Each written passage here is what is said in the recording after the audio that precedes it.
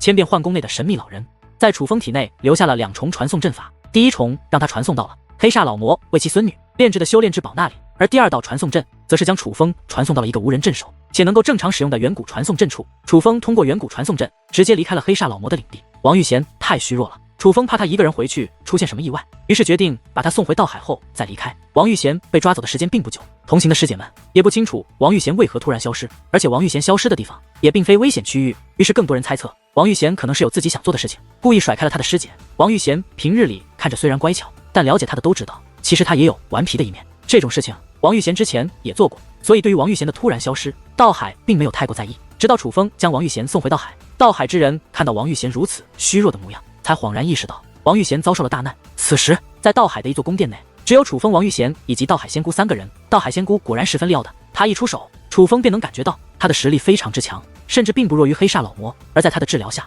王玉贤那虚弱的身体居然好转了许多，虽然看上去仍很虚弱，但比之先前却好了不止几倍。不过一番治疗后，道海仙姑的脸上也是出现了一些负担，看得出来道海仙姑很是在乎王玉贤这位弟子，否则不会费如此大的力气来帮助王玉贤。且直到帮王玉贤伤势好转之后，道海仙姑才询问起楚风以及王玉贤事情的具体经过。黑煞老魔胆敢辱我弟子，我绝不会放过你。得知经过后，道海仙姑愤怒地说道，虽然他的声音不是很大，但楚风能够感受到他的愤怒。前辈，您觉得是黑煞老魔他勾结了修罗藏的内的修罗恶灵，帮助他们掳走的？乐了，楚风问道。修罗恶灵无法离开修罗藏的，必须与修武者里应外合，修罗藏的乃是黑煞老魔的领地，除了他还能是谁？道海仙姑说道。但很快道海仙姑又问道，难道楚风小友还有别的发现？你知道是其他人所为，晚辈并无其他发现，但我总觉得事情似乎没有那么简单。楚风说道，就算不是黑煞老魔，他也必定知道缘由。这件事若想要个说法，唯一能找的便只有他。道海仙姑说道，看他的态度是不准备善罢甘休的。对于此话，楚风倒是不可否认，黑煞老魔知道的事情肯定是比他们多的。楚风小友，你救了乐乐，我欠了你一个极大的人情，我可以答应你一件事，无论是什么事，只要你与我说，我都会帮你。道海仙姑对楚风说道。前辈所言当真？楚风问道。自然当真。道海仙姑说道。那前辈能否帮我进入卧龙武宗？楚风说道。听闻此话，道海仙姑却是一愣。卧龙武宗那是什么地方？楚风此话一出，虚弱的王玉贤也是开口了，他似乎也很感兴趣的样子。道海仙姑没有回答，而是直接对楚风问道，楚风小友，你为何要进入卧龙武宗？有一件很重要的事，只有进入那里才能做。楚风说道。此一刻，道海仙姑也是眉头紧皱，完了完了，一看他的表情就知道他帮不了你，好尴尬啊，刚刚说过什么都能帮，结果这就把他难住了。淡淡笑嘻嘻的说道，满是嘲讽之意。我的女王大人也别这样说，毕竟卧龙武宗的确不是寻常之地。楚风对淡淡说道，卧龙武宗的确不是寻常之地，但是他刚刚那自信的样子，仿佛你说什么他都能帮你一样，结果一个卧龙武宗就把他难住了。我不是看不起他，我只是觉得他没那么诚心帮你。楚风，你若不信就看着吧，他一定会找一个理由拒绝你。淡淡说道。事实上，道海仙姑的确表现得很是为难。楚风小友，关于卧龙武宗，我倒是听闻过，那是一个很神秘的势力，只听闻卧龙武宗招收弟子是自己选人，若要主动进入，好像并不容易。楚风小友，若非要进去，我倒是可以寻找一下方法，但能否找到也不确定。楚风小友，要不你还是换一个事情。道海仙姑对楚风说这话的时候也是有些惭愧，可是淡淡却笑了，因为一切都在他预料之中。我就说吧，他肯定不会帮你，他不帮你并非没有能力，而是因为不想帮你做这种麻烦的事情而已。若是这个王玉贤被卧龙武宗的人抓去了，你看他会不会去卧龙武宗？淡淡此次再这样说，楚风也是无法反驳了。楚风又不傻，其实淡淡不说，楚风也能猜测到。没关系前辈，那就等晚辈需要您帮忙的时候再来找您。但楚风还是客气回应，这个世界上别人帮你是情分，不帮是本分，没有什么理所当然。虽然情面上看楚风救了王玉贤，道海仙姑的确欠楚风一个人情，可楚风与王玉贤本就是朋友，有没有道海仙姑，楚风都会救。楚风救王玉贤这件事本身就与道海仙姑无关。好，只要是我能帮的事，我一定会帮。见楚风改口，道海仙姑爽快应道，师尊。可就在此时，却有道海仙姑的弟子来到了殿门前。不是说了我在为乐乐疗伤，没有急事不要打扰吗？道海仙姑有些不悦地吼道。师尊，有人闯入道海，而此人嚷嚷着要见楚风少侠，说是楚风少侠的朋友。外面的弟子说道。听闻此话，道海仙姑和王玉贤都是将目光投向了楚风。楚风小友还带了朋友过来？道海仙姑问道。没有啊。楚风摇了摇头。难道是仇家？无碍，带我出去看看便是。道海仙姑说话间便走了出去。见状，楚风也跟着走了出去。虽然不知道是谁，但楚风还是想知道是何人来到这里找楚风。毕竟楚风是从黑煞老魔那里逃出来的，逃出来之后就来到了这里。按理来说，本不该有人知道他在这里才对。甚至出于好奇，就连仍很虚弱的王玉贤也是跑了出来，想要一探究竟。很快，楚风几人便来到了那擅闯者被扣押的地方。是他。只是当楚风看到此人后，却也是一脸的意外。被道海弟子扣押的人，楚风的确认的，那是一个身穿黑衣却面相平平的青年人。他长得太普通了，是那种在人群之中会被人一眼掠过的路人脸。可是他绝对不是寻常之辈，他便是当日在圣光天河最强后辈争霸赛中击败一众天才的黑衣青年。若非楚风在场，那么圣光天河最强后辈的脸面必然会因他而丢尽。可是哪怕是楚风，当日与他一战，也未能真正的战胜此人。尽管当时楚风已是占据上风，但此人明显还有后续底牌，只是他还没有来得及施展，便被神秘人所阻止。那神秘人实力极其强大，深不可测，由此可以猜测，这个黑衣青年不仅自身实力利奥的，他的背景也是极为利奥的。嗨，楚风兄弟，我们又见了。黑衣青年看到楚风，顿时兴高采烈，那个喜悦的模样，就像是看到多年不见的好友一般。于是他一边对楚风打招呼，一边对道海之人说道：“你看，我就说楚风兄弟是我朋友，你们就这么对待楚风兄弟的朋友吗？楚风小友，你认得此人吗？”仙海道姑对楚风问道。之所以这样问，那是因为黑衣青年虽然兴高采烈，可是楚风看他的目光却是充满了距离和冷漠。认得，不过不熟。楚风说道。楚风兄弟，你怎么能这么说呢？咱们俩可是不打不相识啊。黑衣青年说道。不打不相识，这么说来，你与楚风少侠不是朋友，而是敌人。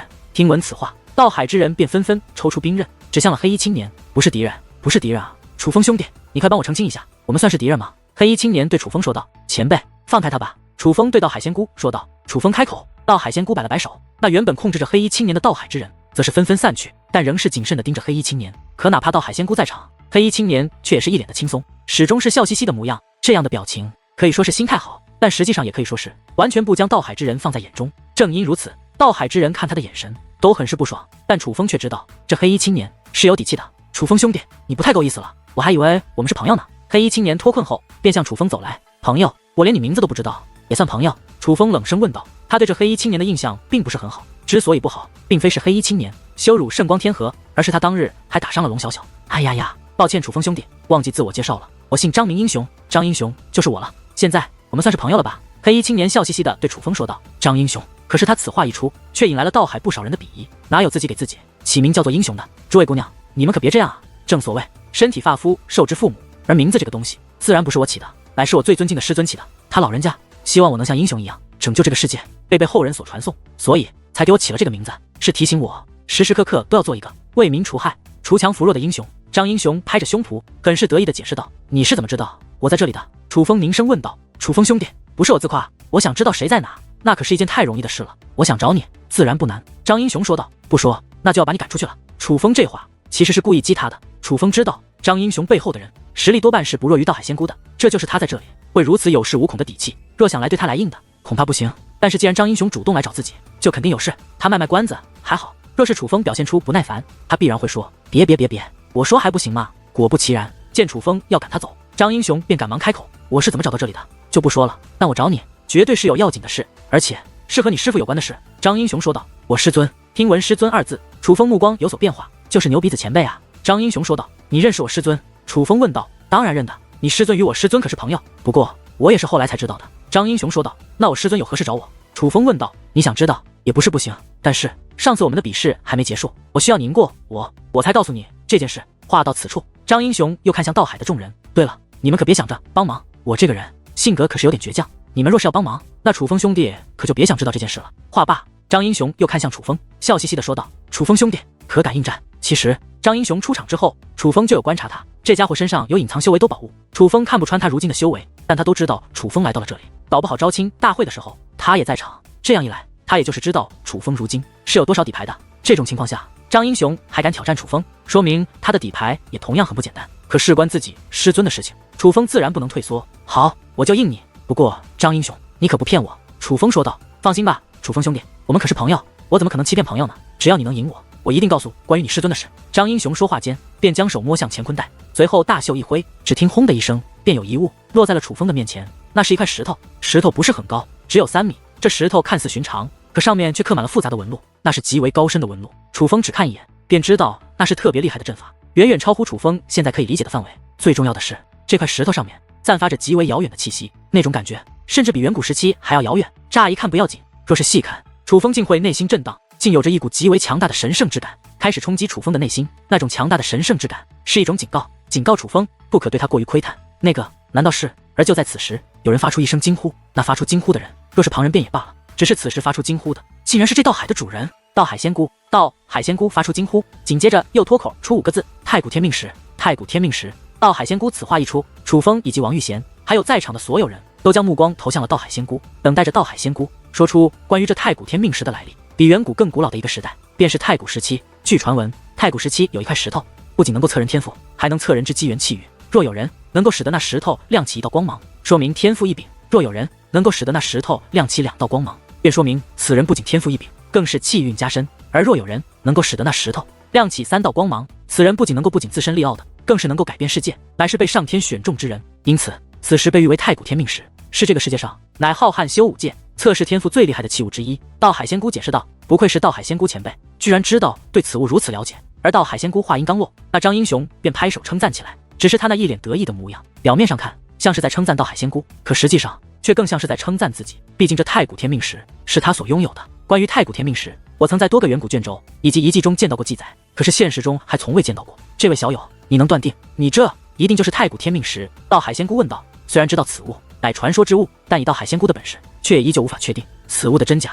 嘿嘿，张英雄嘿嘿一笑，随后看向楚风和道海仙姑以及王玉贤。仙姑前辈，楚风兄弟，王姑娘，你们可给我看好了。当他看到王玉贤之际，还眨了一下眼睛，而那跳动的嘴脸则是让王玉贤笑脸一僵，一双美眸中央的眉头微微皱了起来。显然王玉贤对这张英雄并不感冒，可张英雄却不在意，反而是哈哈一笑，随后便向那所谓的太古天命石走了过去。靠近之后，他先是捏出了一个特殊的法诀，以法诀配口诀，布置出一道凝于指尖的小阵，手指轻点，人石接触之际，指尖阵法也是落入那太古天命石内。法诀和口诀看似简单，可实际上极为不凡，那是一种极为玄妙的手段。果不其然，当那微笑阵法涌入太古天命石上后，太古天命石便为之震颤，竟有出现一道结界门。结界门不是特别大，只有1米高，半米宽，以椭圆形旋转状立于这太古天命石的中间。毕竟这太古天命石自身也只有3米来高，所以此门极小。按理来说，这样的结界门若想进入太古天命石，需要爬着进去才行。可是当那结界门出现那一刻，张英雄动都没动，便有一股吸力将其笼罩。张英雄明显大于结界门的身躯，便在众人的眼皮底子之下，化作一道虚影，被吸入了那结界门之内。好玄妙的天赋石！楚风看着太古天命石，又一次发出感叹。之所以感叹，是楚风发现刚刚的结界门蕴含着张英雄的气息，那就像是一个为张英雄打造的门。若非张英雄，其他人也根本无法踏入那结界门内。忽然，那太古天命上面复杂的符咒纹路亮起了一部分，此时一亮，顿时黑夜化作白昼，宛如太阳落在眼前，整片天地的一切都瞬间消失，都被刺眼的光芒所取代。光芒太过强大，就连楚风也是眉头紧皱，不得不眯起双眼。这双可以洞穿天地、判断吉凶、寻找至宝的眼睛，却根本无法与眼前的光芒抗衡。而楚风注意到，不仅仅是自己以及王玉贤等人，就连到海仙姑也是眉头紧皱，只能眯着眼睛看着那太古天命石。连他这种存在，也同样无法与这光芒抗衡。这种情况只有2种可能：第一种可能就是太古天命石自身级别实在太高，哪怕到海仙姑这种修为的人物，在他的面前也无法无视这神圣且明亮的光芒。但还有第2种可能，便是这太古天命石太过强大，可以无视所有境界的修武者，众生平等。只要是生灵，不管是何境界，只要在它绽放那一刻，都会露出这种神情，都要俯首称臣，第一时间都是无法将其看清。偏偏当那光芒亮起之际，楚风感受到了极为神圣的光芒。如果之前太古天命石的神圣还是需要仔细观察，它才能冲击你的内心，那么此时这太古天命石的神圣已是无需观察，它就这样直接明了地展现在你面前。神圣之感乃是一种难以言表的感觉，具有神圣之感的技法以及宝物，甚至一些强大的生灵，楚风都曾见识过，可没有一物、一人、一技能比得过眼前之物。这太古天命石乃是楚风有生以来所见过神圣之感最为强烈的宝物。一番内心感叹之后，那光芒虽然依旧明亮，依旧将天地照耀的灯火通明，甚至宛如都被蒙上了一层白光，可楚风等人却开始渐渐看清那太古天命石本身。渐渐楚风能够看到太古天命石上面那复杂且神圣的纹路已经亮起了1/3，竟激起如此强烈的光芒。想不到这位小友的天赋竟如此之高。不待楚风开口，到海仙姑便开口了。虽然此时力量非凡，可是许多人还无法确定他是不是到海仙姑口中的太古天命石。但到海仙姑这一开口，便给了人们答案。至少到海仙姑是觉得此时乃是真的。于是到海仙姑此话一出，到海的许多人都是忍不住发出惊叹之音。直至此时，他们才意识到，这个被他们之前看不起的黑衣男子，天赋竟如此利奥的。一时之间，对张英雄都是开始刮目相看。然而就在人们感叹之际，那光芒发生变化，神圣的白色光芒突然消失，一抹红色光芒取而代之。红色光芒瞬息覆盖天地，与刺眼不同，这光芒颇为诡异。只是那诡异瞬间一过，当楚风等人看清眼前景象之后，无一不是面容变化，大部分人都是面露恐惧，瑟瑟发抖，甚至更有胆小之人赶忙躲到海仙姑身后，那颤抖的嘴角简直都快要被吓得哭了出来。就连到海仙姑这等人物也是眉头紧皱，面容变得不再平静，那个表情如临大敌。楚风眼前的景象发生了变化，天空化作血红之色，就像是被无数鲜血染成一般，而大地更是真正的血流成河，不仅仅是人族的血，还有其他生物的血。无数尸体如山一般堆叠在大地之上。莫说人族尸体，就连那高达万米的庞然大物也是数不胜数，同样倒在血泊之中。而这样的景象，一眼望去竟看不到尽头。这是真正的尸山血海，阵阵轰鸣，不断炸响。每一次炸裂，大地都会剧烈震颤，宛如这世界都快要崩塌。那爆炸的并非这世界之物，竟是来自遥远的9天之上，竟然是9天之上的星辰。那是星辰，也是世界，每颗星辰都是一个世界。可是原本遍布天空数不过来的星辰，正在接连爆炸毁灭。末日，倘若真的有末日，此时的景象才是真正的末日。师尊，怎么这样？这是怎么了呀？到海仙姑的弟子们也算是见识过一些场面，可他们却也被此时的景象吓得不轻，甚至不少人说话的时候都是带着哭腔。是幻象。楚风率先说道。幻象？不能吧，幻象怎会如此真切？到海仙姑弟子仔细打量周围，对楚风的话并不认可。他们不是没有想过这可能是幻象，只是他们也都是有着一些手段可以看穿幻象的。但眼前的景象，他们怎么看都是真实存在，而并非幻象。的确是幻象。到海仙姑也是开口确定了楚风的答案。此一时，他的众弟子想不信也是不行了，毕竟对于这位师尊的话，他们皆是深信不疑。可当得知是幻象后，他们就觉得更奇怪了。哪怕已经明确知道这只是幻象，可他们仍然难以掩饰内心的恐惧，就宛如眼前的世界毁灭的话，他们也会随之死去一般。就在这时，在那末日世界之中，突然出现了一道变化。自9天之上，一道光束突然降临，落在了大地之上。那道光束神圣无比，并且光束之中还有着一道身影，正自9天之上缓缓落下。此一时，原本震颤不断的大地都停止了震颤，宛如这个世界将被拯救。而仔细一看，那光束之中的身影，他们都认得，那竟是张英雄。那同样是幻象，但也是某种象征。3道光芒皆被点亮。楚风将目光投向太古天命时，发现的符咒纹路已经全部亮起。第一道光芒是那神圣无比，宛如太阳的光，而第2道光束便是让他们身临末日的幻象。至于第3道光，就是那打破末日从9天降的张英雄。忽然，那自9天之上落下的光芒开始扩散，很快便覆盖了眼前的天地。只是那覆盖天地的光芒一闪即逝，当它消失之后，人们发现眼前的一切已是恢复了正常。不过太古天命石上面的符咒纹路依旧亮着，整个太古天命石上的符咒纹路全亮。旋转的结界门一阵扭曲，一道虚影从中掠出，张英雄自那结界门内传送了出来。而当他走出之后，那结界门便立刻消散，太古天命石上面的符咒纹路也是散去了光芒。人们知道测试结束了，但张英雄的测试结果震撼众人，哪怕楚风也意识到，这张英雄似乎比他想象的还要更加的不简单。难道说他竟是天选之人？此时，到海仙姑众弟子再度看向张英雄，目光都是有所变化。直至此时，他们才意识到，这个面相平平的男子是一个何等存在。不好意思，楚风兄弟，我应该早点出来，我这个样子肯定给了你不小的压力。不过你也不要太有压力，你无需像我一样点亮这太古天命石上的3重光芒，因为能够让这太古天命石亮起3重光芒的，目前为止就只有我张英雄一人而已。所以楚风兄弟，你只需点亮2重光芒，我就将关于你师尊的事告诉你。张英雄对楚风说道，话语间以及他的表情上都是挂着满满的得意。这张英雄虽然很是得意，但却并没有挑衅楚风，只是单纯的因为自己厉害而沾沾自喜，所以楚风倒也没有丝毫情绪。楚风虽然没情绪，可是女王大人却坐不住了，这小子好狂！楚风，好好教训一下他，让他知道你的厉害。淡淡有些激动的对楚风催促起来。女王大人就是这样，她不容许任何人招惹楚风，更不容许任何人轻看楚风。好，楚风爽快应下，他没有丝毫负担，便直接走向了那太古天命石，捏动法诀和口诀，很快便凝聚成阵，落于指尖，对着太古天命石轻轻一点，一道只有楚风能够踏入的结界门便出现在了太古天命石之上。楚风公子他这就学会了吗？见楚风如此轻松的就打开了结界门，到海仙姑众弟子有些惊讶，因为很显然那张英雄并没有叫楚风打开结界门的方法，他就只是刚刚在众人面前做了一遍，可楚风居然就学会了。这样的领悟力是他们远远所不如的。不过相比于他们，张英雄对于楚风的领悟力并没有丝毫的意外，反而是笑嘻嘻的看着楚风，目光竟有所期待。楚风兄弟，放轻松，张英雄对楚风说道。楚风淡淡一笑，随后便进入了太古天命石之中。很快，第一道神圣的光芒涌现而出，那光芒如此神圣，丝毫不弱于先前张英雄所触发的光芒。紧接着，那末日临世的幻象也是再度涌现。尽管是第2次感受到这末日的可怕，尽管已经知道这是幻象，可它的冲击力依旧恐怖震撼。那神圣的光束自9天之上直落大地，宛如一把神圣的光芒之剑，刺穿了这恐怖的末日景象。只不过这一次，位于光束之中的身影不再是张英雄，而是楚风。楚风竟也使得这太古天命石光芒全亮。楚风公子好厉害啊！楚风少侠，你也太强了吧！当楚风自太古天命石内走出，到海仙姑的众弟子一个个的欢呼雀跃，就连王玉贤的脸上也是挂着甜甜的笑容。他虽然没有说话，当楚风看向他那一刻，他不仅对楚风眨了眨眼，还对楚风竖起了大拇指。那俏皮可爱的模样与平日里的他完全就是2个模样，但楚风却知道，其实这样的他才是真正的他。忽然一阵掌声响起，竟是张英雄。楚风兄弟，你真是让我刮目相看啊！看来是我小看你了，不过我很高兴。张英雄眼见着楚风点亮3重光芒，他没有丝毫不爽，反而显得异常兴奋。其实我也要谢谢你给我这个机会，感受一下传说中的之物太古天命石的力量。不过按照你定的规则，我应该是合格了，所以现在可以说了吗？楚风对张英雄问道。虽然对于这太古天命石，楚风也很想证明自己，发现自己成功也很高兴，但楚风最关心的却还是他师尊牛鼻子老道的事。楚风兄弟，先等一下，你不要急，我会信守承诺的。张英雄此话说完，便看向了王玉贤。王姑娘，机会难得，你不试试吗？乐乐，去吧。还不待王玉贤回答，海仙姑便开口了。她似乎比王玉贤自己更想看到王玉贤的天赋。我师妹可是九魂天和天赋最强之人，她肯定也能点亮三重光芒。对，师妹，去让他们看看你的天赋，免得这个家伙自卖自夸，还说只有他能点亮三重光芒。让他知道，今日就将有另外2个人也同样点亮三重光芒。哼，说不定我也可以呢。那等师妹试完，我也试一下。那我也要试一下，我不用点亮3重，点亮2重就可以。道海仙姑的众位弟子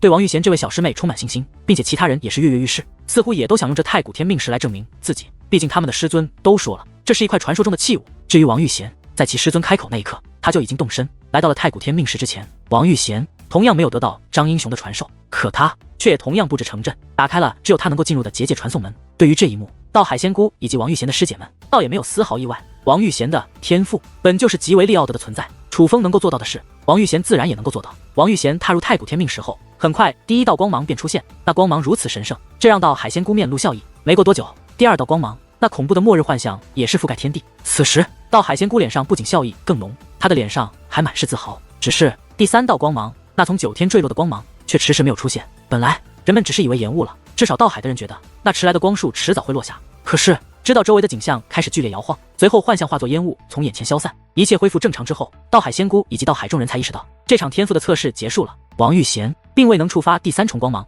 并且没过多久，王玉贤便从太古天命石内传送了出来。相比于踏入之前毫无变化的张英雄和楚风2人，王玉贤却是气喘吁吁，大汗淋漓，似乎承受了不小的负担。乐乐，你没事吧？见状，道海仙姑以及王玉贤的众位师姐赶忙走上前去，紧张地询问起来。师尊，对不起，我让您失望了。王玉贤并不关心自己的伤势，反而看着自己的师尊，自己一脸惭愧与自责。他知道他的师尊对于他给予了怎样的期望。乐乐，你身体虚弱，自然无法触发第3重光芒。为师相信，待你身体好转，必然能够成功。道海仙姑对王玉贤说道。这和身体状态没有关系，就算身体再差，只要能够触发，依旧能够触发。不过王姑娘能够触发2重光芒，你已是非常厉害了。就在这时，张英雄突然开口，这句话可谓是对着道海仙姑泼了一盆凉水。你说什么呢？我师妹身体虚弱，你看不出来吗？我师妹若是身体健康，肯定能够触发第3重光芒。道海仙姑虽然没说什么，可是仙海众人却是不悦地反驳起来。见状，张英雄则是讽刺一笑，你们真当这太古天命石是你们平日里用的测试石吗？别说我不给你们机会，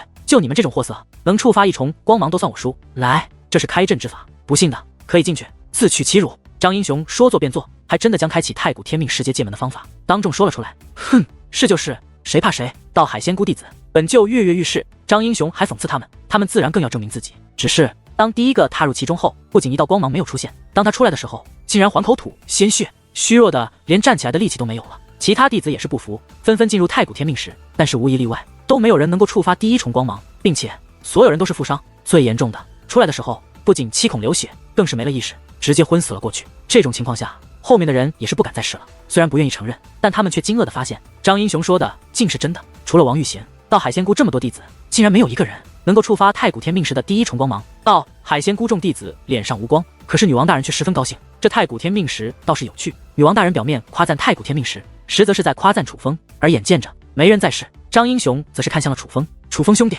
我们现在可就是真正的朋友了。准确来说，我们可是要并肩作战的生死兄弟，你以后对我可要多多关照啊。张英雄对楚风说道。此言何意？楚风之所以这样问，是他觉得张英雄话中有话，修武者寿命之长，只要不遇天灾人祸，活到万年皆是不难，可唯有100年之内者才能称得上是小辈。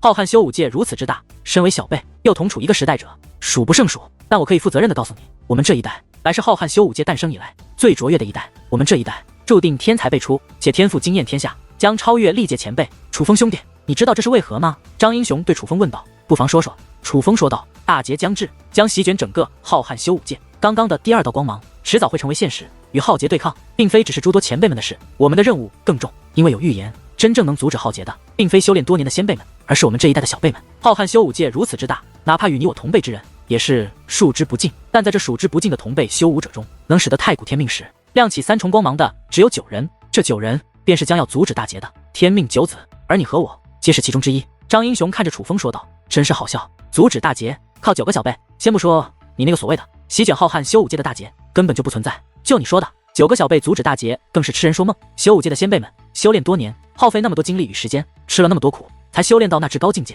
难道你想说，你一个小辈再修炼个几十年，甚至10几年，就能超越那些先辈修炼几千年，甚至几万年的修为？麻烦你说话过脑子吧！就你这个脑子，我都怀疑你这太古天命石是真是假。”一阵恶骂响起，皆是道海仙姑的弟子们，可能是测试失败，心怀怨气，也可能是真的觉得张英雄在大吹特吹，一派胡言。毕竟他所言之话，在正常人眼中，的确是在一派胡言。总之，此时道海众人都对张英雄极为反感，哪怕明知道他是一个天赋极强的人。张兄，不管你所言虚实，但我楚风感谢你的抬举。若日后我发现你真的品性不坏，我不会拒绝你这个朋友。但是现在你需要兑现承诺了。楚风说道。其实楚风就是想知道张英雄手中是否真的有关于他师尊的事情。楚风兄弟，其实今日无论比试结果如何，我都会将这个消息告诉你。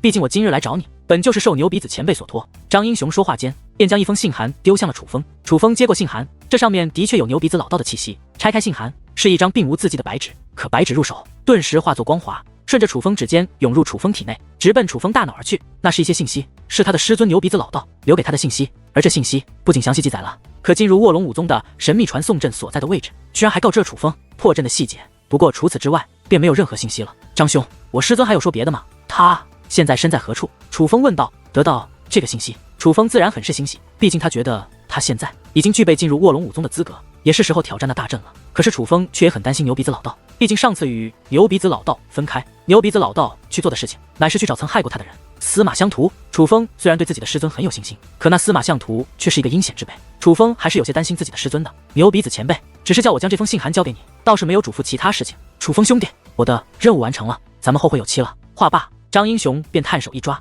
想要隔空将那太古天命石收走。可是那太古天命石竟纹丝不动，是他的隔空探取之力被挡住了。前辈，这是何意？张英雄看向了道海仙姑，因为那阻止他拿走太古天命石的人正是道海仙姑。小友既然来了，何必接着走？不如在我道海做客几日。道海仙姑说道。做客就不必了，还请前辈让我离开。张英雄说道。小友若是执意要走，也非不可，只是这太古天命石能否借我几日？道海仙姑说道。借？你是想私吞吧？不过我奉劝你一句，我的东西不是你能占为己有的。张英雄说这话的时候，面容也是变得轻蔑起来。他敢轻蔑地看待道海其他人也罢了，可道海仙姑是何等人物？这可是整个九魂天河都大名鼎鼎的存在之一啊！混账，你胆敢与我师尊如此说话，你信不信我让你有命来？没命出去！这不，道海仙姑众弟子不高兴了，一个个的剑拔弩张，那个架势，只要张英雄再敢对他们的师尊有半句不敬，他们便会立刻对张英雄出手。可忽然间，虚空之上传来一声刺耳的轰鸣，那声音之响亮，不仅刺耳，更是震慑人心。按理来说，这样的轰鸣必然会引起天地震荡，可是却并没有，就连大地都没有一丝震颤之感。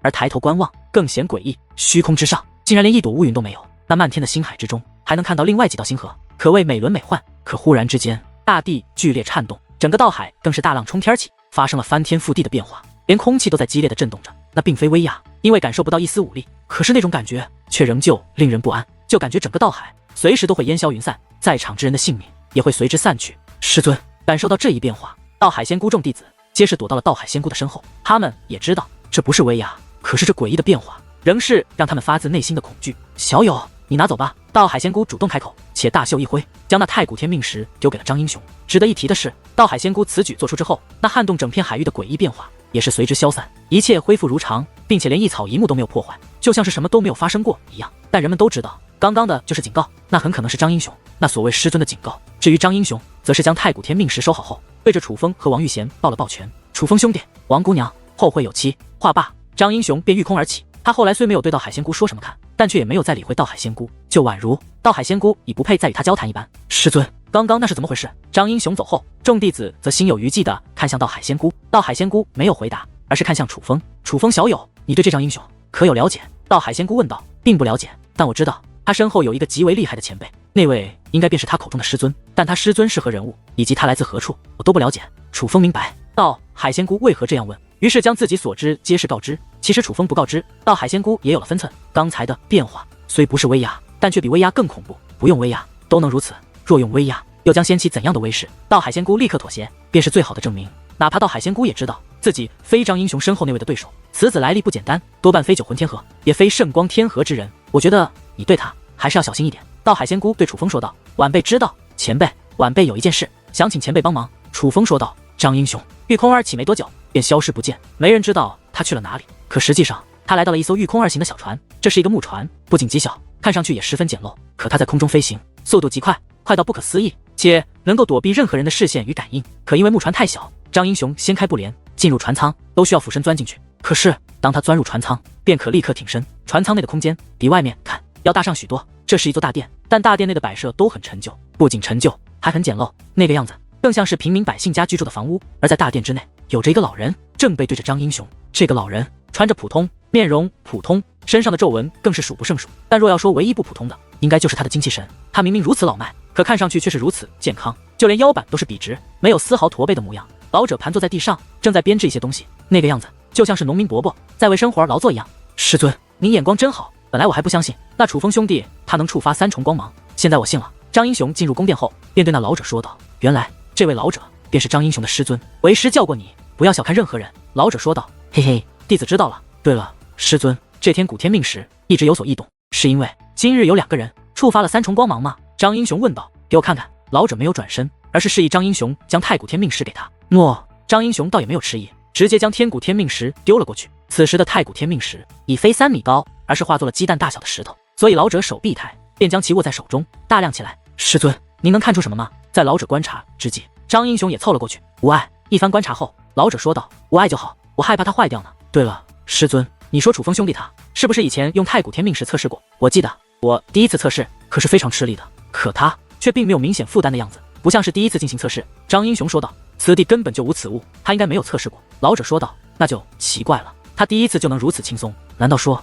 他的天赋要在我之上？”张英雄眉头微微皱起：“你若经历他的磨难，也可如此轻松？”老者说道：“磨难？师尊，楚风兄弟他真的没人暗中保护吗？”张英雄好奇地问道：“别人的事不要管太多。对了，你最近想吃的龙肉，为师给你煮好了，去吃吧。”老者说道：“谢谢师尊。”听闻此话，张英雄不仅大喜，更是一边擦着口水，一边跑到了大殿链接的另外一个房间之中。只是张英雄离开后，老者却目光复杂地打量了一会，手中微微颤动的太古天命石后，这才又看向了道海的方向。“不愧是你的儿子呢。”老者说这话的时候，目光也是若有所思。张英雄走后，楚风想找到海仙姑帮忙一件事，于是他与道海仙姑还有王玉贤3人又回到了先前那座为王玉贤疗伤的大殿内，并且楚风将他从修罗藏的那里偷来的黑色箱子拿了出来。这黑色箱子本身就很是诡异，上面所贴着的血红色符纸又是封印力极强的封印符，这都预示着箱中之物很不简单。但最可怕的是，这黑色箱子如今竟在不断摇晃，就宛如其中之物已经苏醒，欲要破箱而出。“楚风小友，这就是你在修罗藏的内拿到的东西？”道海仙姑对楚风问道。“正是。”楚风如实说道。楚风先前找到海仙姑帮忙，就是因为这个箱子。这个箱子关乎修罗藏的，正常来说，楚风不会与任何人分享，可此物太过可怕，楚风也深知自己能力有限，所以才想请到海仙姑帮忙，看看道海仙姑能否看出这箱子内究竟是何物。这箱子很不简单，我也不知这里面究竟是何物，依我看，不如将箱子打开，一探究竟。道海仙姑说道。“前辈，此物看上去十分危险，贸然打开似乎不妥。”楚风不是不相信道海仙姑，而是此物着实可怕。楚风害怕将此物打开，放出什么可怕的妖物，连道海仙姑也无法控制的话，可能会酿成大祸。楚风小友，你的结界之术那般出众，相信你也看得出来，这封印符再厉害，可也快无法继续封印箱中之物，这也是你找我帮忙的原因吧？道海仙姑对楚风说道。楚风不可置否，只是楚风还是觉得贸然开启此物太过冒险。其实有2个方法，第一个就是我会去找黑煞老魔讨个说法，可依照我对黑煞老魔的了解，就算我能击败他，他也未必会将关于修罗藏的以及这个箱子的事告知于我，但这个方法似乎是最稳妥的方法。另外还有第2个方法，在我道海之中其实有着一座远古封印阵，那远古封印阵对修武者并无作用，乃是专门封印邪祟妖物。倘若此物真的并非善类，那远古封印阵必然可以将其封印，因为我已曾利用那远古封印阵封印了不少邪祟妖物。对于那座远古封印阵，我还是很有信心的。我们可以将此物放在远古封印阵之中进行开启，倘若它真是邪祟妖物，那就让远古封印阵将其封印在那里。当然，这都是我的建议，若楚风小友还有其他方法，也可自行处置，这毕竟是你的东西，由你做主。仙海道姑说道。楚风，用那远古封印阵试试吧，就算那远古封印阵真的封印不住，起码也能为我们争取一个逃脱的时间。况且这箱子内未必就是可怕的东西，万一只是表面吓人，实则里面是一个像本女王这样的大美人呢，那你不就捡到大便宜了？淡淡对楚风说道。虽然嘴上这样说，但其实楚风知道，淡淡一直觉得此物不祥，希望楚风尽快甩掉这个包袱。眼下既然道海仙姑愿意帮忙，这的确是一个好机会。前辈，那就有劳您了。楚风说道。随后道海仙姑便与王玉贤以及楚风3人一同进入道海深处，一路向下，海域深处已是漆黑一片，阳光难以穿透进入此地，就连海域内的生物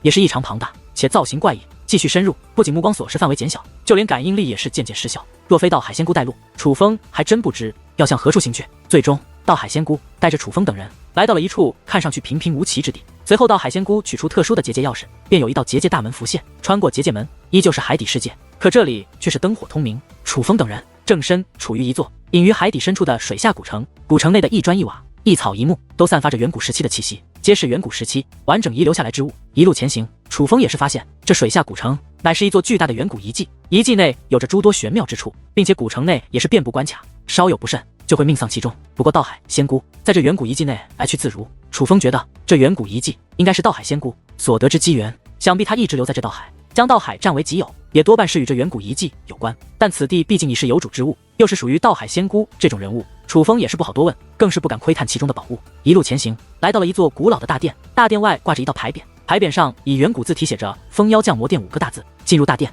楚风发现大殿内并无阵法，可大殿的地表上面却布满了复杂的纹路，那其实就是阵法。至于大殿四周的墙壁，则是以由一块块规格相同的岩石拼接而成，有些岩石上面是空白的，但有些岩石上面则是刻画着画像，每一个画像的容貌都不相同，但无一例外都是凶神恶煞、恐怖异常的怪物。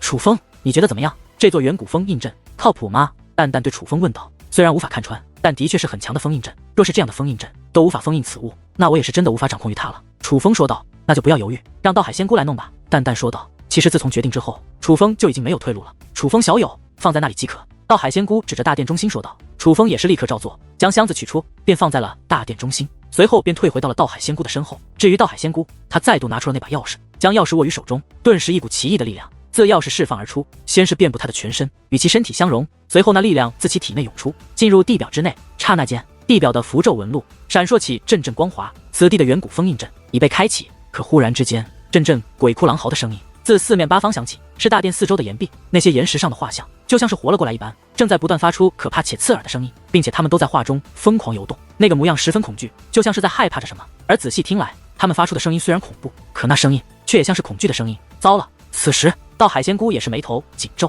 师尊，这是怎么了？见状，王玉贤抢着问道。岩石之上的画像都是被封印的妖物，能让这些妖物如此恐惧，这箱中之物怕是极为不祥。道海仙姑说道。前辈，现在该怎么办？楚风问道。小友，还是将这箱子取走，另想他法吧。道海仙姑对楚风说道。这老太婆什么意思？事到如今居然临阵退缩。听他这样说，淡淡立刻大骂起来。很明显，道海仙姑是察觉此物不简单，觉得自己搞不定，所以这个忙他不想帮了。好，但楚风不想强人所难，说话间便要动身，想要将那箱子收走。可突然之间，那黑色箱子剧烈一颤，见此一幕，楚风前行的身姿不仅立刻停止，他的眼中也布满了凝重与不安。刚刚那箱子的剧烈一颤，使得封印箱子的血红色封印符脱落而下，并且那黑色箱子正在缓缓打开。楚风，不要过去！眼见不妙，女王大人和雨莎异口同声地阻止楚风。准确来说，此时有3道声音同时阻止楚风，另外一个乃是王玉贤。他们都已看出，此时那箱子已是十分危险。楚风小友，站在那里不要动，现在已经没有退路，只能将其封印。就连到海仙姑也是开口，而当其说话之际，便继续催动殿内大阵，大阵的力量越发汹涌，排山倒海的力量不断向那箱子汇集而去。很快，箱子上面也是布满了封印大阵的符咒纹路。此一时，大阵就像是化作了一个泥潭，正在将那箱子拖入泥潭之中。楚风知道，只要成功将箱子拖入阵法之中，那么这箱子便会被彻底封印。此时楚风也是有些紧张，他紧张的是这箱子的威势太强，若是无法彻底封印，后果不堪设想。但同时也有一丝遗憾，他知道这箱子内不管是什么，都关乎修罗藏的未来的命运，不能知道它究竟是什么，总归是有一丝遗憾。更何况这箱子可是修罗藏地内那位云良大人舍命帮助楚风偷出来的箱子，可他别无选择，总不能因为自己的一点好奇而引得大祸降临。楚风只恨自己太弱，无法掌控这种存在。这大阵还是很厉害的嘛，其实我好想知道那里面究竟是什么，难道会是比本女王还厉害的东西吗？眼见着那箱子已经彻底沉没于封印阵之内，淡淡不由得说道。看得出来，不仅仅是楚风有些遗憾，就连女王大人也很遗憾。可事情已成定局，那黑色箱子已经彻底沉入了远古封印阵之中。此时阵法已经停止运转，阵法的光芒消散后，整个大殿都恢复正常，可那黑色箱子却已然消失不见。前辈，是成功了吗？楚风问道。看来倒是我低估了这远古封印阵的力量了。道海仙姑笑着说道。看得出来，能够如此顺利的将黑色箱子封印，也是出乎他的意料，所以他才会如此高兴。可忽然之间，大地剧烈颤动，紧接着那大殿岩石上原本静止的妖物们再度复活，纷纷发出恐惧的尖叫。紧接着，大殿中心有一物正在凸起，那个形状正是箱子的形状。眼见形势不对，道海仙姑赶忙再度催动阵法，封印大阵顺利开启。可是这一次却似乎没了作用，封印大阵的力量并未减弱，可那箱子仍是从地底之中钻了出来，随后那箱子更是彻底打开。只是当这箱子打开之后，楚风、淡淡、雨莎到海仙姑以及王玉贤都是神色一致。箱子打开后，竟是有个女婴躺在箱子之内。那女婴一边咬着自己的手指，一边陷入沉睡。那是戒灵。楚风脱口而出，之所以这样说，是因为楚风发现这女婴的身上散发着修罗灵界的气息，但是她却是人的肤色与外貌，所以可以判定她不是恶灵，而应该是戒灵。师尊，王玉贤看向道海仙姑，是想让道海仙姑来判断眼下的情况是怎么回事。感受不到任何妖气和威胁，但不可掉以轻心。箱子之内除了他，便别无他物。刚刚的妖气必然是他释放而出。道海仙姑此话说完，便再度开始催动封印大阵。只是大阵开启之后，却对那女婴没有任何效果，反倒是将那沉睡的女婴吵醒，顿时大哭起来。哇，我好饿，我好饿啊！女婴一边大哭，还一边大喊。只是她这一开口，楚风等人却是懵了。看那女婴的模样，分明就是新生女婴，这怎么这么小就会说话呢？我好饿，我好饿啊！只是她哭得太过可怜，听得人们实在难忍。这不，王玉贤便心生怜悯，从乾坤袋内取出粮食，向女婴走了过去。乐乐，站住，不要过去！见状，道海仙姑不仅开口制止，更是释放威压，将王玉贤束缚住。师尊，这远古封印阵都对他无效，说明他不是妖物。况且他哭得太惨了，我们总不能不管吧？王玉贤此话说完，便将手中的糕点丢向了女婴。女婴明明在蹬腿哀嚎，可感受到有东西靠近，便探手一抓，直接抓到了手中，并且二话不说就往嘴里塞。只是刚刚入口，他便吐了出来，且将手中剩余的糕点也是丢在了地上。我好饿啊！女婴再度嚎啕大哭。傻乐乐，这是孩子，怎么可能吃成年人吃的东西？去取牛奶来。到海仙姑说话的时候，不仅解开了对王玉贤的束缚，还将那把能在水下古城来去自如的钥匙递给了王玉贤，说明他也愿意让王玉贤喂食这女婴。是。王玉贤顿时大喜，也不废话，拿着钥匙就跑了出去。很快，王玉贤就跑了回来，并且手中真的拿着牛奶。不过根据楚风的推算，王玉贤这么快就回来，说明他根本没有离开水下古城。这水下古城之内必然就有着许多到海仙姑储存东西的地方。王玉贤既然知道，说明他对这水下古城也是十分了解。但是楚风也没有在意这些，他更关心这女婴。只是哪怕王玉贤将牛奶递了过去，可女婴喝了一口后，便立刻将其丢掉。师尊，他连牛奶你也不喝，难道要换成羊奶？王玉贤看向道海仙姑，看样子正常的奶怕是不行了。道海仙姑说道，难道要人，那就要离开道海去寻找了。王玉贤有些无助地说道，真是愚蠢，这是戒灵，而且是从一群恶灵堆里诞生的戒灵，岂能用人族喂养孩子的方法？楚风，用本源。淡淡说道。好。听淡淡这样一说，楚风便立刻走上前去，将本源对着那女婴释放而出。楚风小友，危险！见楚风释放的竟是本源，道海仙姑便想阻止。只是令人意外的是，那本源靠近之后，女婴竟真的大口大口地吞噬起来，不仅小脸之上露出了笑容，两只小手和小脚丫也是欢快地摆弄起来。见此情形，道海仙姑也不再阻止，居然吞噬本源。此时王玉贤也是凑了过来，虽然女婴吞噬本源，可是楚风是犯起了难，那就是这女婴太能吃了，疯狂地吞噬着本源。楚风觉得若要继续喂下去，怕是自己留着的本源便所剩不多了。于是楚风停止释放本源，我还要。这一停止，女婴便再度发声大哭。楚风，你干嘛呢？继续喂啊！见楚风停了下来，淡淡不由得问道，我的女王大人，这本源都是你沉睡的时候我为你留着的，就这样都给了这个女娃吗？楚风说出了他舍不得释放本源的原因。笨蛋，你的那些本源对现在的本女王帮助不大，都喂给她吧。快！对了，放本女王出去，这女娃好可爱，本女王想抱抱她。淡淡说道。见状，楚风也只能照办，一边继续用本源喂食女婴，一边打开了戒灵大门。戒灵大门打开，不仅淡淡立刻跑了出来，雨莎也是跟着走了出来，再加上王玉贤，他们三个对这女娃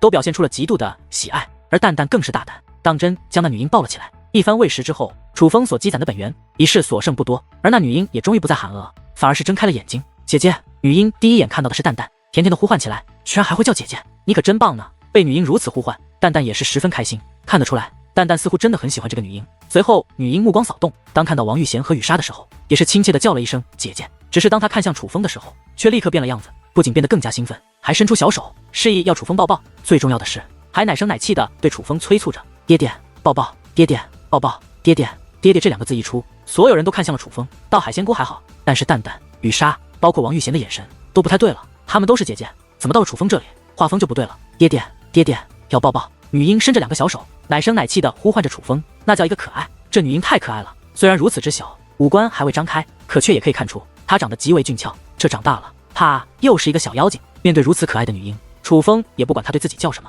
而是直接将她抱在了怀中。到了楚风怀中，女婴更是兴奋异常，竟比在淡淡怀中还要开心。楚风，这是啥情况？你什么时候和修罗藏道的恶灵也有一腿了？淡淡掐着小腰，撅着小嘴质问起来。我的女王大人，你可别乱说话呀！你自己也说了，你闭关的时候，我所能见也皆是可见啊，我哪有和恶灵有一腿？楚风虽然知道淡淡在开玩笑，但不知道为何还是吓得不轻，拼命的解释，那也许是你和雨莎的呢。淡淡又指着雨莎说道：“女王姑娘，你……”听闻此话，雨莎的小脸顿时红了起来，与此同时，竟然有些怒容和委屈等交织的复杂情绪。哈哈哈，好啦好啦，开玩笑的。见雨莎脸红，淡淡则是哈哈大笑，赶忙解释自己是在开玩笑。不过倒也奇怪，为何这女娃非叫楚风爹爹呢？王玉贤好奇地看着楚风怀中那正在兴奋撒欢的女婴说道：“这还不简单？这女婴本就不简单，而楚风又是为了她东西吃的人，就误把楚风当他爹了。你现在拿出一些本源喂他，他说不定就叫你娘亲了呢。”淡淡解释道：“是吗？我要是有本源就好了。”王玉贤说道：“姑娘，你好像不太对。”淡淡眯着眼睛，笑嘻嘻地对王玉贤说道：“你们三个傻丫头，不要胡言乱语了。”就在此时，道海仙姑也是走了过来，近距离打量起楚风怀中的女婴。楚风倒也懂事，立刻将怀中女婴递给了道海仙姑。婆婆。那女娃没有任何反感，反而在道海仙姑怀中亲切地呼喊起来。原本一脸凝重的道海仙姑听到这几声甜甜的呼唤，竟也露出了笑容。若是之前还有抵触，此时的她对这女婴似是颇为喜爱。楚风小友，你要如何处置这个女娃？道海仙姑对楚风问道。事关修罗葬的，但我没有想到会是一个女娃，一时之间晚辈也不知该如何处置。楚风如实说道：“这女娃需本源喂养，虽是界灵之身，但也绝非寻常界灵。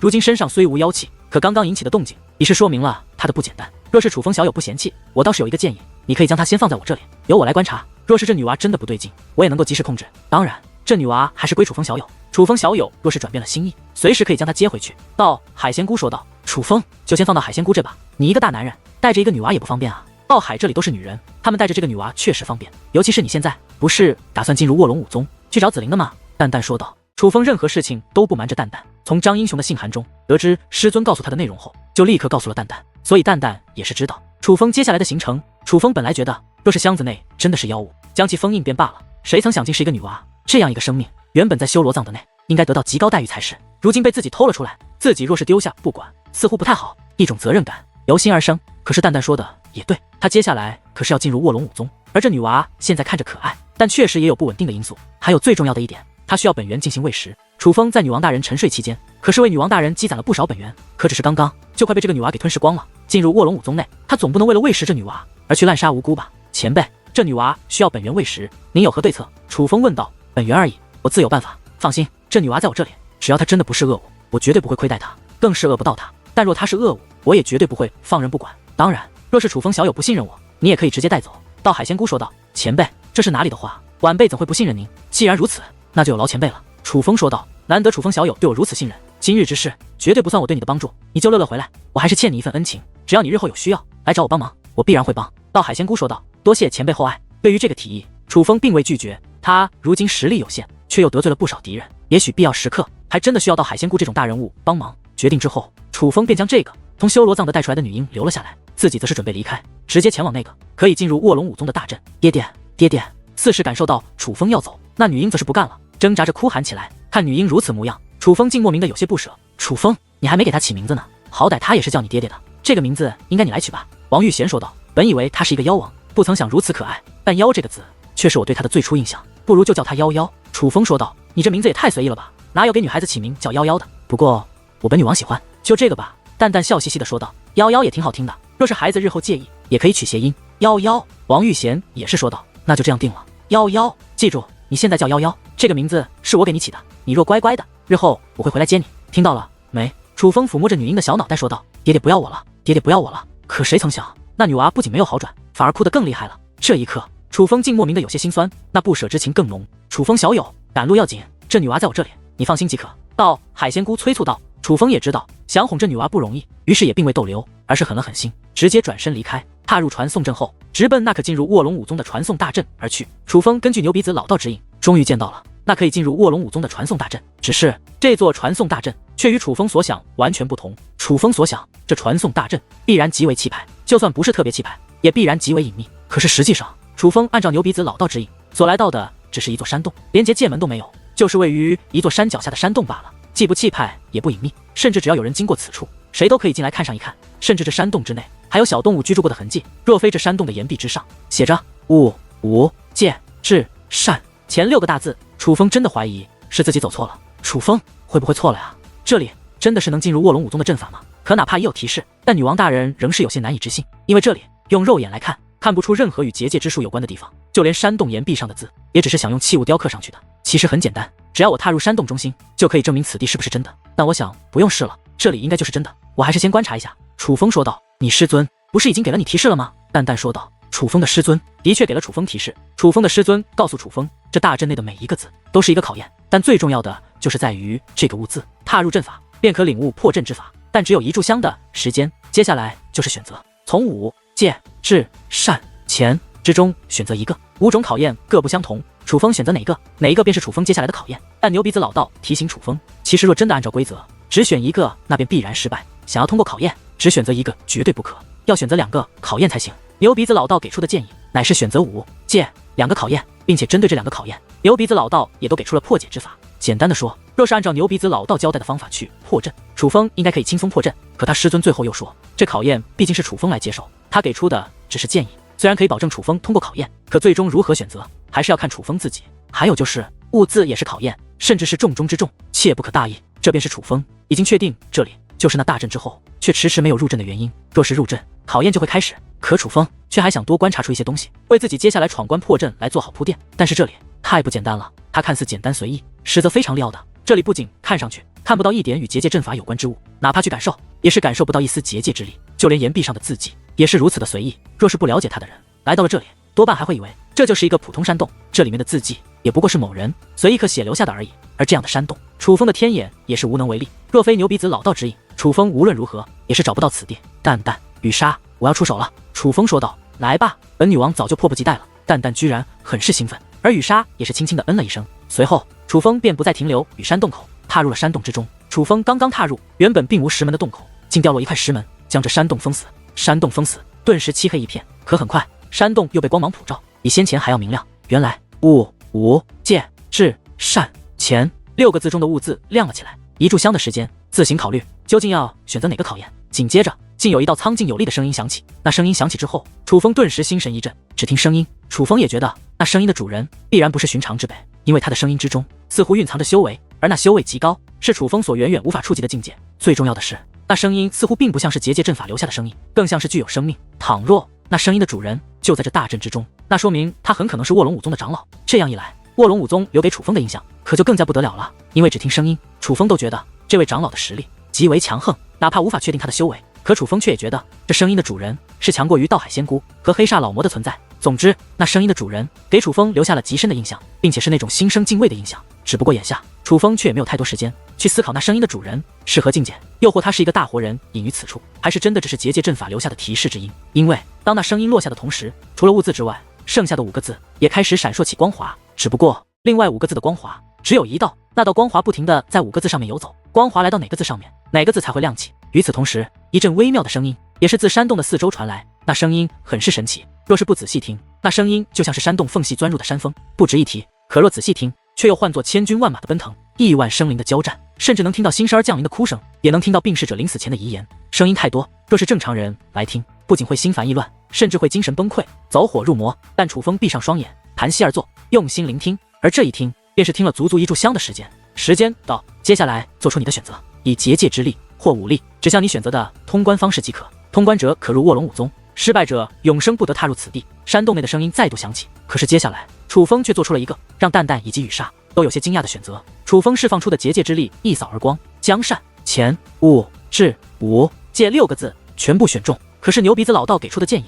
乃是只选武与戒2个字即可。楚风，你这是干嘛呀？见楚风做出如此举动，就连淡淡也是十分不解的质问起来。这是我的破阵之法，楚风说道。